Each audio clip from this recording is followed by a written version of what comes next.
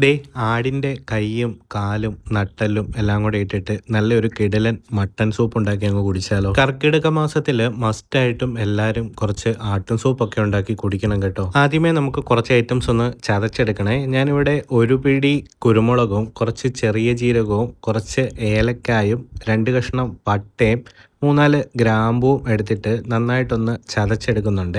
ഏകദേശം 3/4 കിലോയോളം വരുന്ന ആടിൻ്റെ നട്ടെല്ലും കയ്യും കാലും ഒക്കെയാണ് കേട്ടോ കുക്കറിലേക്ക് ഇട്ട് കൊടുത്തേക്കുന്നത്. അതിലേക്ക് 1/4 കിലോയോളം ചെറിയുള്ളി ഇട്ട് കൊടുക്കുന്നുണ്ട്. ചെറിയുള്ളി ധാരാളം വേണം കേട്ടോ. പിന്നെ നമ്മൾ ചതച്ച് വെച്ചേക്കുന്നതും കൂടെ ഇട്ട് കൊടുത്തിട്ടുണ്ട്.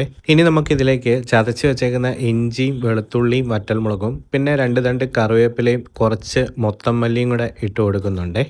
1/2 ടേബിൾ സ്പൂണോളം മഞ്ഞൾപ്പൊടിയും വളരെ കുറച്ച് മാത്രം കല്ലുപ്പും കൂടെ ഇട്ട് കൊടുക്കുന്നുണ്ട്. ഇതെല്ലാം മൂടി നിൽക്കുന്ന അത്രയും വെള്ളമാണ് കേട്ടോ ഒഴിച്ചു കൊടുക്കുന്നത്. വെള്ളം ഒരല്പം മുകളിലോട്ട് നിൽക്കണം.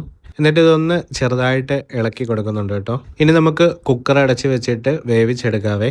ഞാൻ ഹൈ ഫ്ലെയിമിലിട്ടിട്ട് ഒരു വിസിൽ അടിച്ചതിന് ശേഷം ഏറ്റവും തീ കുറച്ച് വെച്ചിട്ട് 10 വിസിലും കൂടെ അടുപ്പിച്ചാണ് കേട്ടോ വേവിച്ചെടുത്തേക്കുന്നത്.